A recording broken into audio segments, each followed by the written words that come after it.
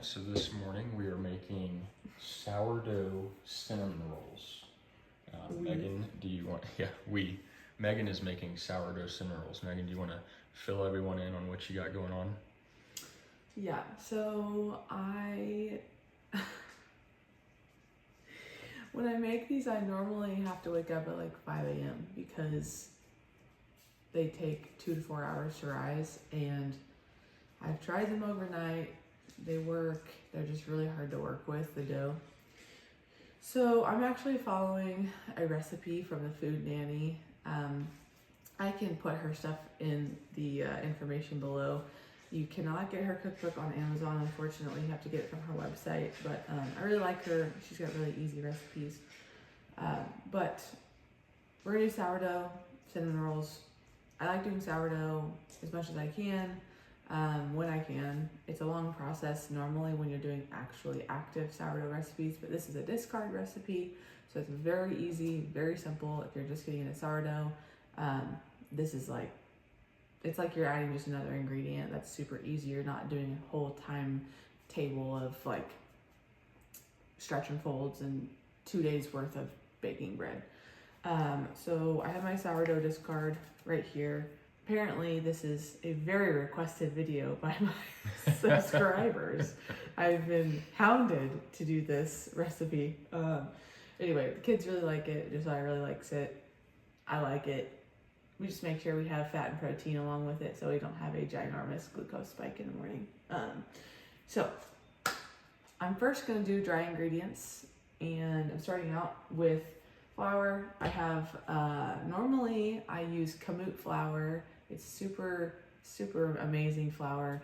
It's a little bit more expensive, but it does well for people who have gluten intolerance. But I just haven't ordered any. So I have normal King Arthur flour. I have unbleached white, and then I also have whole wheat. I do not grind my own flour. I want to, so that's for a future thing, but I just don't do that yet. I think there's benefits to it. We're not doing that yet. So starting off with our flour. The recipe does not call for both flours. I just prefer using a little bit of whole wheat in most of my most of my recipes because it gives it kind of a nice crunch, and it feels like you're a little healthier when you're eating it. So this is gonna call for 2.5 cups of flour. So I'm gonna do 1 cup of your whole wheat just to start out. So I'm doing about a third of the recipe as whole wheat. Flour, do not pack it. You kind of lift it up, shake it off. You don't want your flour packed because it'll be way too much flour for what the recipe calls. So 1 cup of whole wheat, and then 1.5 cups. So shake it.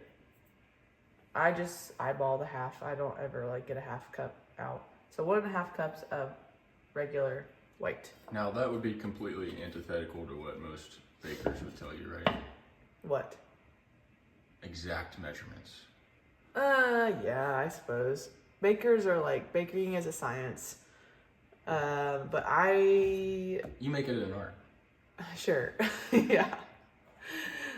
I think it's more important for that stuff for like, I do measurements for actual sourdough, like bread loaves, and then like cakes and things. I think that's where you need to be really more exact. These types of breads I think are a little bit more forgiving. So, yes. So that's a good point though. Okay, so and then I have 2 tablespoons of sugar. This is just organic white sugar. I do feel like there's a little bit of a difference between, like you get like the generic brand, name brand at Walmart, and like an organic raw sugar. I think there is a taste difference for sure. You can just tell the quality is different. So 2 tablespoons of white sugar, and then we have 1 teaspoon of, so this is where it gets interesting. So if you don't know what sourdough is, it's not interesting, it's just so you know what's going on. Sourdough, when you use it, so I have my sourdough starter, normally that's your leaven, so like what makes the bread rise. I'm using baking powder and baking soda, which is also a leaven that you would use in other things. I'm using both because we're doing discard. So the discard doesn't actually make it rise. It just adds a little bit of fermentation and probiotics. And that's kind of the benefit of the discard. So we're not actually using it as a leaven in the bread. So that's a little information for you. I'm not a sourdough expert by any means. I've only been doing it for 4 years. Sorry, we had a momentary pause for a child who got up before they were supposed to. All right, where were we? All right, we're doing the leaven. So we're doing baking powder, 1 teaspoon of baking powder. Some recipes on baking powder and baking soda do call for like a heaping scoop, so a little bit less accurate. And this one is just kind of normal, so I do try to be a little bit more scraping the sides on the baking powder and baking soda. So 1 teaspoon, and then a 1/2 teaspoon of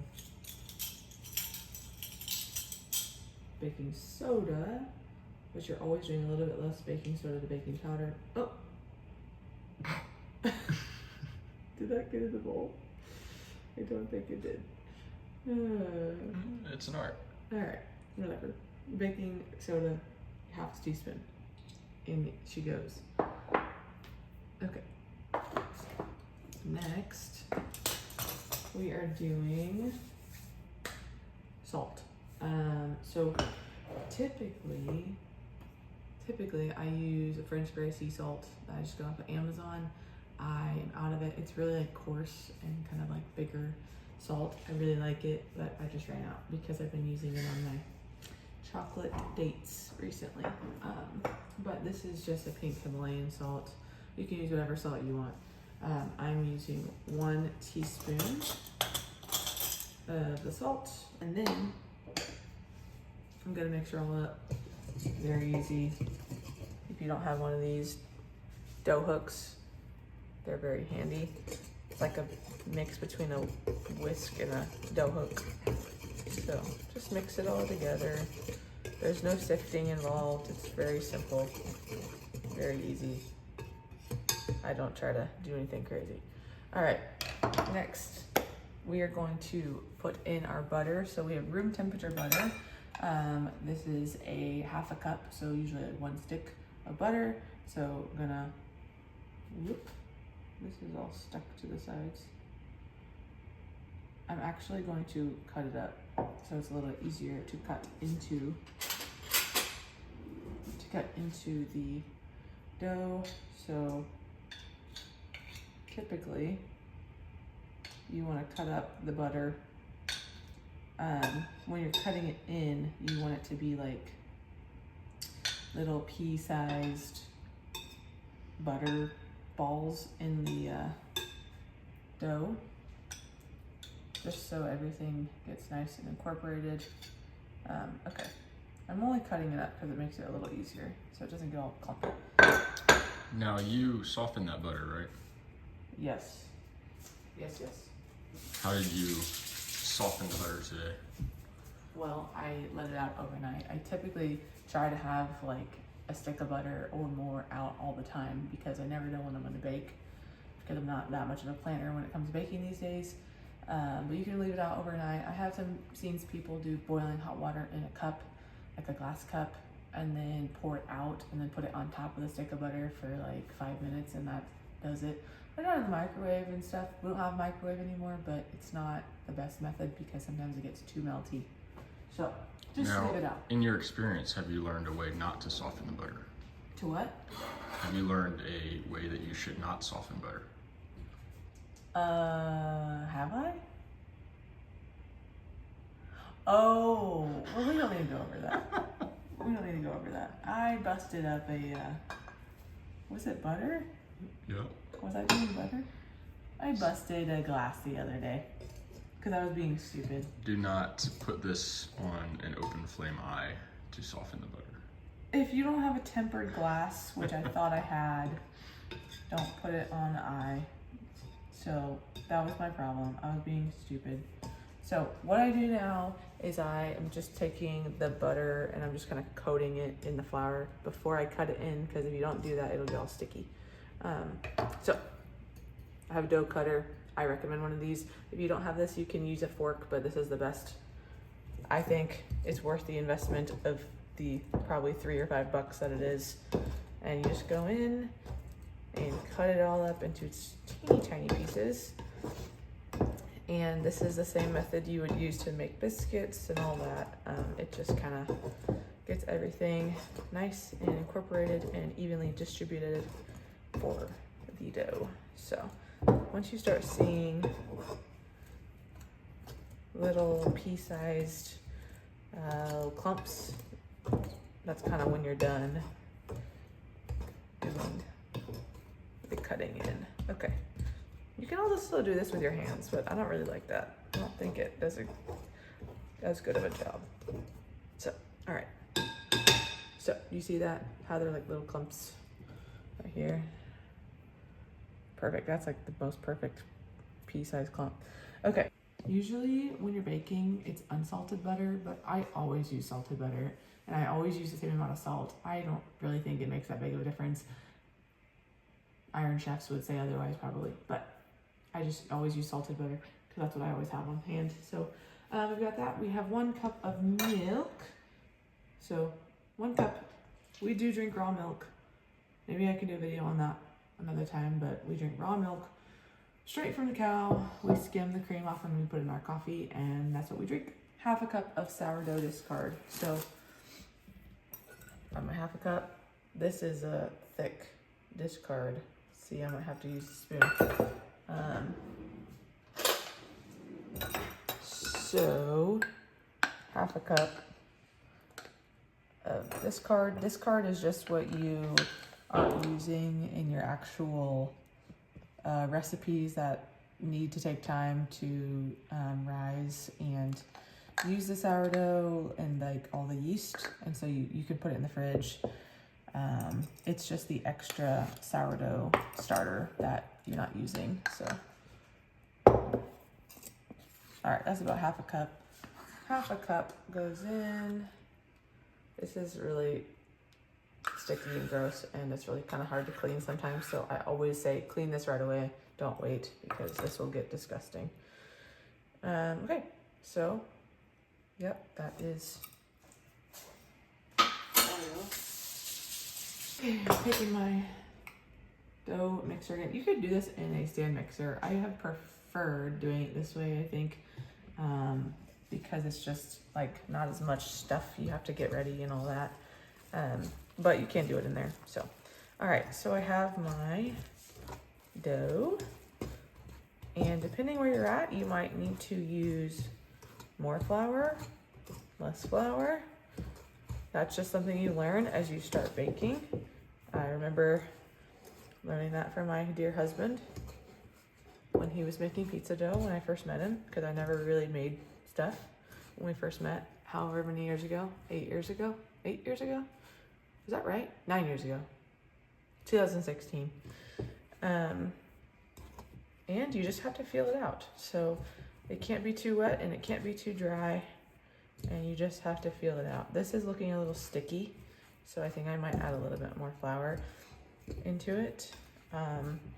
It also does matter sometimes if you have the whole wheat versus the white, it kind of messes it up a little bit, so you kind of have to just eyeball. So I'm gonna do probably like 1/4 cup to start out here, maybe even a little less, probably less. That's probably like 1/8 of a cup. I want a little bit more dry. Okay, this is probably looking good. So I didn't mix it like crazy because what I'm gonna do next is knead it. So it doesn't have to be perfect. All right, I'm gonna put a little bit of bench flour down. That just is the flour that you have on your surface to knead. And you're gonna need this for like 5 minutes. Again, you could use the stand mixer, but I kind of like doing this if I have the time, because it's just kind of like therapeutic. So just kneading it, what you do is you just turn it 90 degrees up, pull it down, fold it, press it, and believe it or not, again, my husband was the first one to really teach me how to knead dough when we first met. Do you remember that? You probably don't even know that that was a thing. It was like the first time. He was making pizza dough. We were not on a date. I've really taught her everything she knows. Okay, that's not true. Not true. I think I've come a long way in my baking abilities and my food and all that. Okay, if you see this, my place where I'm kneading is getting a little sticky, so you just need a little bit more flour. Don't do that and leave it because it'll get really sticky and really gross. So, yeah. So this is really soft, pretty pliable. I'm gonna add a little bit more flour, just a little bit. You don't want it sticky. You want it soft and pillowy. And I will tell you, if you use the kamut flour, there's something about it. It makes it so light and fluffy. I've never had anything like that, and it's amazing. But the shipping is pretty expensive. I buy it from thefoodnanny.com, but I think it's worth it. When I do it, I just buy extra, just so it's worth the time and the shipping. I buy like 30 pounds of it, probably. It's unfortunate you can't buy more like in bulk, but I like it. Okay, so it's still really sticky. A little bit more flour down. It'll stop doing that once there's enough. It'll kind of stop collecting the flour. So, and this is where you just get your workout on.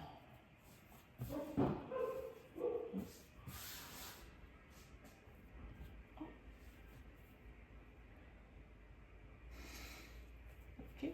Oh no, see, look, I just got it all sticky because I wasn't paying attention. I was paying attention to the chicken outside.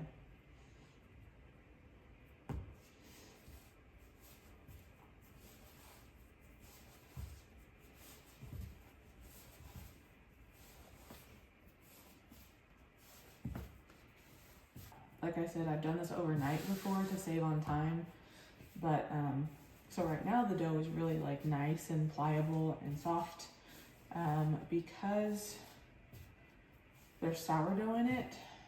What I would do is put it in the fridge to do like a slow ferment, because when you have sourdough, it ferments. You don't want it to over ferment and over, like, what is the right word? Develop. Mm-hmm. And I just have felt that it's been really, really hard to work with in the morning. You could leave it out probably for a few hours, but I always feel like I never have the time to do that. So it's just worth getting up early and doing it, probably. Or just have this for like lunch versus breakfast. Maybe that's a good substitute. So, okay. Still a little sticky.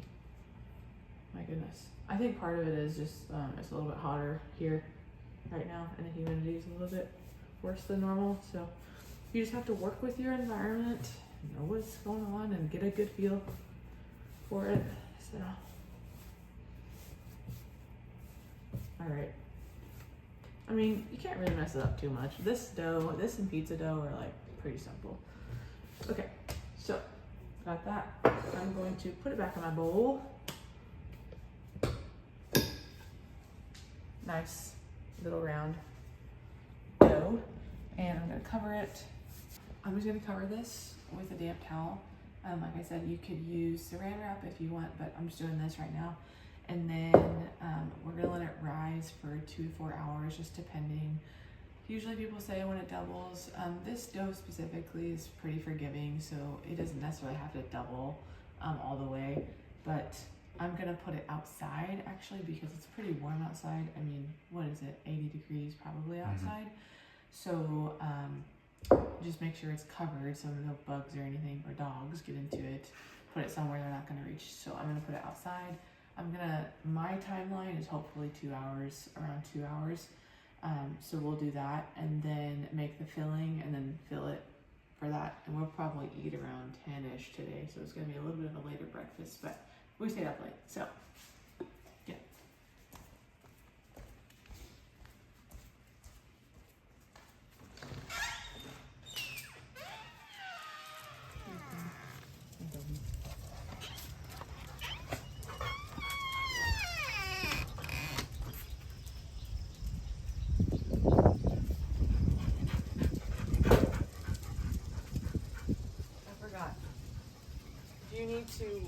soften butter quicker. Again, I'm putting this outside. I need this for my filling, and I didn't have this softened, but in 2 hours out here at 80 degrees, this will soften probably in like 30 minutes. So keep an eye on it so it doesn't melt everywhere. But we're gonna let it rise.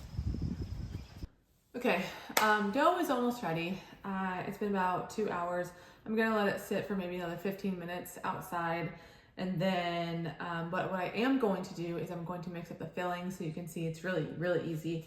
So we're doing half cup of white sugar, half a cup of brown sugar.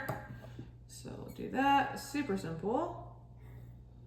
Okay, white sugar, half a cup of brown sugar. You do want to pack the brown sugar versus the flour, if you didn't know that. And then we're doing I kind of do a little bit more. 2 tablespoons of cinnamon. Now, something that is kind of fun about cinnamon rolls, I mean, if you've never made them from scratch, they're kind of a vessel for whatever filling you want. So one time I made strawberry rolls with like a strawberry jam and fresh strawberries, and it was really good. And so you could do that. You could put some like lemon zest in it, that would be good. Blueberries and lemon. I'm putting a little bit more than 2 tablespoons just because we really like it really cinnamony. You could put this, do this with, you know, a little bit of a pumpkin filling, pumpkin pie filling maybe, with some pumpkin spice, some apple pie spice, apples, you know, you could really do whatever you want here. So if you've never made cinnamon rolls, it's that easy. You can do whatever. You can make them savory. So yes, very simple. Mix it up just till it's pretty nice and incorporated. Now here's the thing, sometimes I use all of this mixture, sometimes I don't. It just kind of depends on how I roll out the dough that day. This is a lot of sugar, but again, you're having cinnamon rolls, they're already filled with sugar and butter, so I mean, what's a little bit more? So mixing it all up. We'll use this in a few minutes. I also have my butter that I was letting outside to warm up and soften a little bit. So I have my half a cup of butter here. And so once I'm ready, we'll use this. And I'm gonna wait a few more minutes for the dough and then we'll roll it out. Dough is ready. I mean, I wanna get it done. I could let it sit longer. Now is the time for me to do it. It's been about 2.5 hours later. You could let it go for 4 more if you need to, but so yeah, so I have some more flour. You want to put some flour down to roll out your dough on. Not too much. Again, this is just to kind of help it not stick. Might be a little bit sticky and hard to move if you don't do this. So it's kind of recommended, most likely recommended. A little bit of flour on your rolling pin. I have already set my oven to 350, so I would do that beforehand. And then we're gonna take our dough, put it here, put a little bit of flour, a little bit more right on top. And then you're going to roll it out into a square rectangle. I would say I do mine about 1/4 of an inch or so thick. And you can see how soft this is and easy it is to roll out. If you were to leave it in the fridge overnight, this is where it gets really rough to roll out. It's really tough, which I just don't like that. And so I just wake up early and do it. So yeah, so roll it out.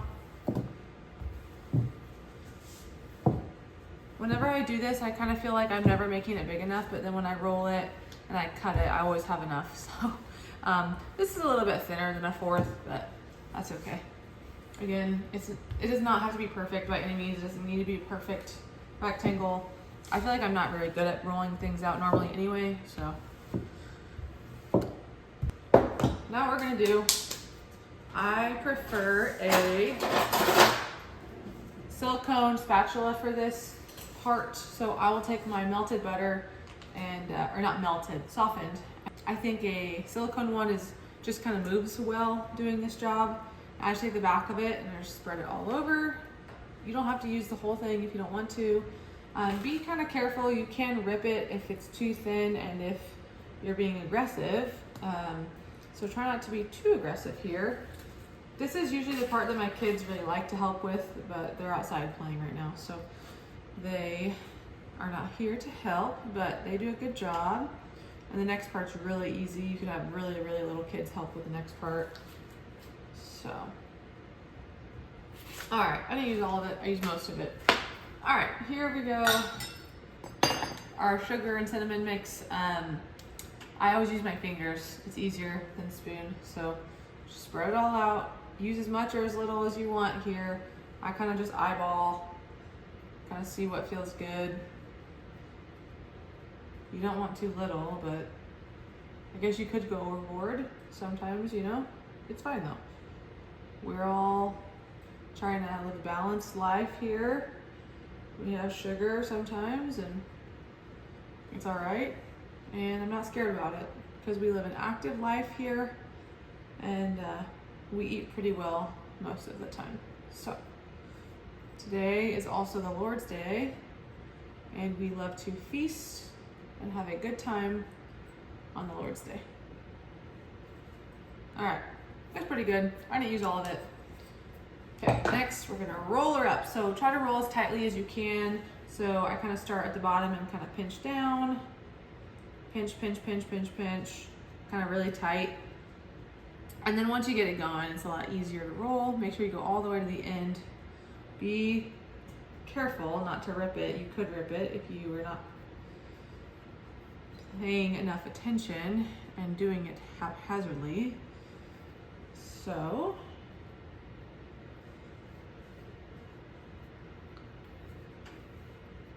okay, so we have our roll. Okay, I'm gonna use the rest of my butter to kind of just butter my cast iron. I like doing this in a cast iron. I just enjoy cooking on a cast iron more than using other pans. I also don't have very many other pans. I got rid of a lot of the other stuff. I really gravitated towards my cast iron stuff versus anything else, and it will last and it will not make you sick and it won't have all that crappy non-stick coating on it. So buttered that. I use a bench scraper for this. Some people use not toothpick. Some people use floss and they'll cut it or twine. I think this is fine. It's not a big deal. So what I'm gonna do is I'm gonna start in the middle. I'm gonna make a little line. I like to do that. And then I go and cut it in half every time I do it. So I'll cut over here in half, make it in fours, 1, 2, 3, 4, and I'll cut that in half, just so everything's kind of even, half, half, half. And then I'll go, I think one more time. So yeah, one more time. So usually it's about an inch each cinnamon roll, an inch big, maybe a little bit wider than an inch. So now I have all my little lines indented in here, and now I'll start in the middle. You could start on the end. I think it holds up a little bit better if you do it this way versus going from the end all the way down, and it makes it more even. So just cut them. These also are really great tools. So if you don't have one, they're really cheap on Amazon. Just grab one on Amazon. I will start kind of assembling them in here. I might have too many for in here. I might have to get another pan. I think I do. I think I'll have to have too many. So just be careful with them. Set them in. I always set them in the middle first and then go out in the cast iron pan. And then you want them touching, because usually these and biscuits, they'll actually rise up and get fluffier when they're touching because they need more room. So I put them pretty close together. So I need room to grow. Maybe I can fit all these in here. Maybe. We'll see. All right, so I have my cinnamon rolls all ready to go. So, all right, I am going to pop these in the oven. The recipe is 350 for 30 to 35 minutes. My oven is specifically a lot warmer, I've noticed, with everything that I've been cooking. So I'm actually gonna set it for probably 25 minutes and then I'll check it. So if you know your oven and it's pretty accurate, then just go with 30 to 35 minutes, but just check, see if it's brown on top a little bit, and we will do that.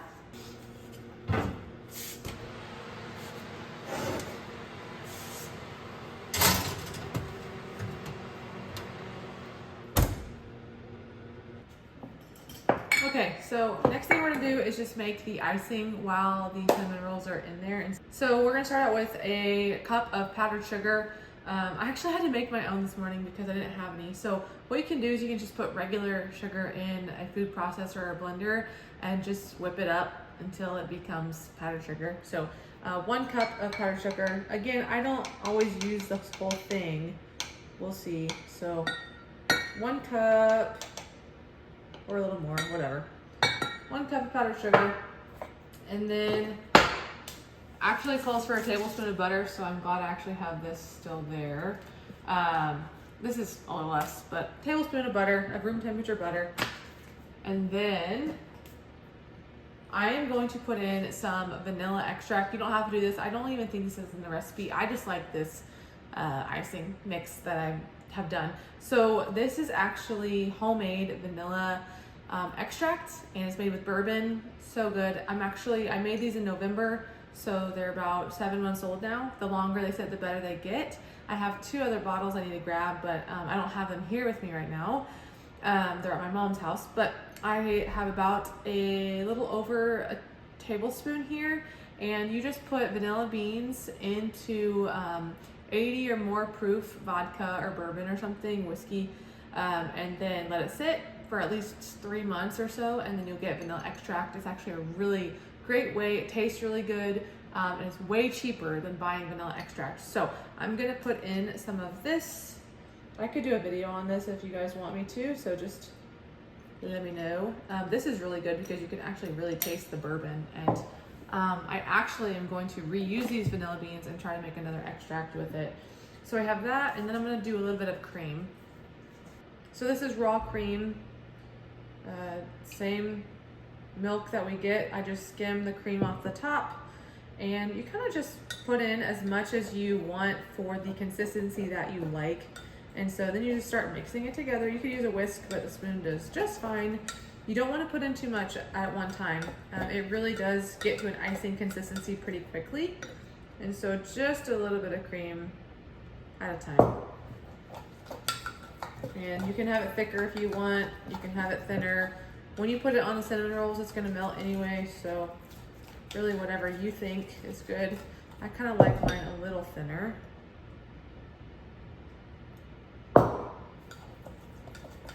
It's thick, but it'll go on to the cinnamon rolls just fine.